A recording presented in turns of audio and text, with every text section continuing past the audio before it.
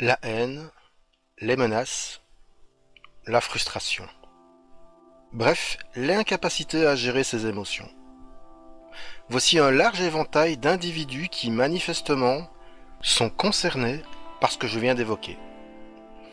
De totales inconnus qui pensent que c'est une bonne idée de m'insulter, de me diffamer, de me menacer publiquement. Sur mes réseaux, qui plus est. On est clairement dans du harcèlement de masse. Et complètement dans des propos qui relèvent du pénal.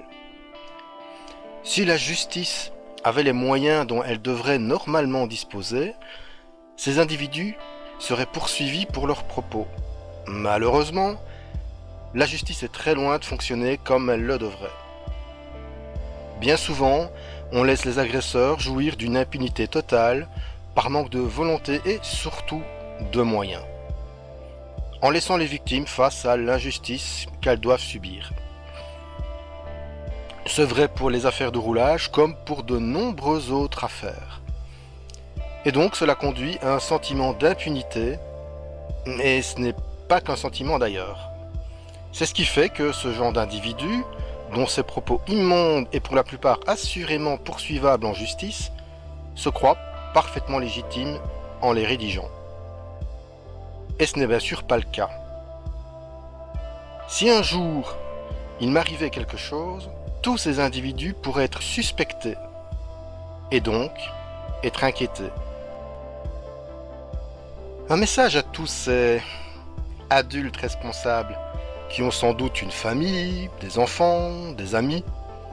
On peut d'ailleurs se demander comment leurs proches les considéreraient en sachant les saloperies qu'ils peuvent écrire.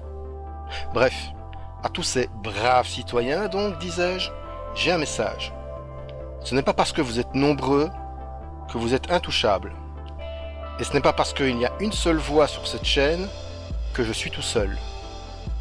Sachez que tout est archivé et sera efficacement utilisé le cas échéant. Et ce n'est qu'une des mesures parmi d'autres.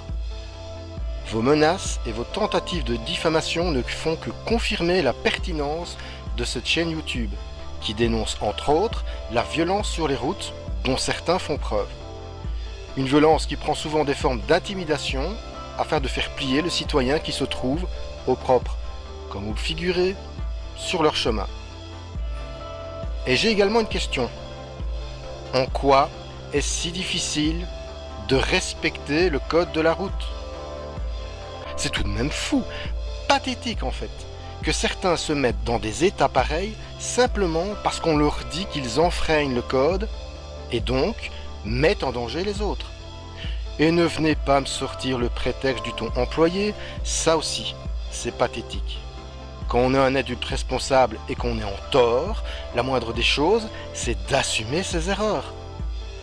Pas de réagir comme un gosse caractériel de 3 ans, incapable de gérer sa frustration.